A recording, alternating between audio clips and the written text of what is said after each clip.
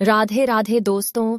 आज मैं आप लोगों को सावन शिवरात्रि की व्रत कथा सुना रही हूँ, जिसके सुनने मात्र से ही सभी मनोकामना पूर्ण होती है। पुराने समय में चित्रभानु नाम का एक शिकारी था। चित्रभानु साहूकार का कर्जदार था।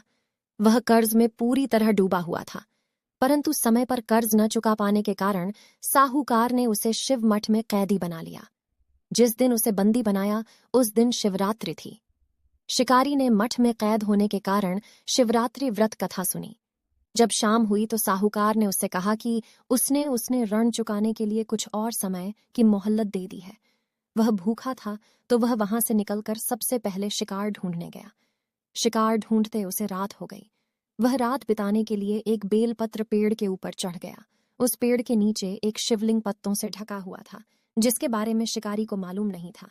शिकारी भूखा प्यासा था और पेड़ पर चढ़ते हुए कुछ टहनियां टूटकर उस शिवलिंग पर गिर गईं, जिससे शिवलिंग पर बेलपत्र भी चढ़ गए।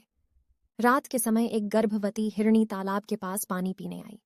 शिकारी उसका शिकार करने ही वाला था कि हिरणी बोली, मैं मां बनने वाली हूं। मैं वादा करती हूं, मैं जल्द से जल्द बच्चे को जन्म देकर तुम्हारे समक्ष आ जाऊंगी।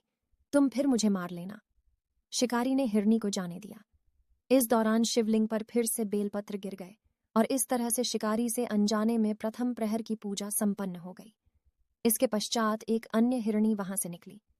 जैसे ही शिकारी ने शिकार करना चाहा तो हिरणी बोली कि मैं अभी कुछ समय पहले ही मैं रतु से छूटी हूं, कामासुर विरहिणी हूं।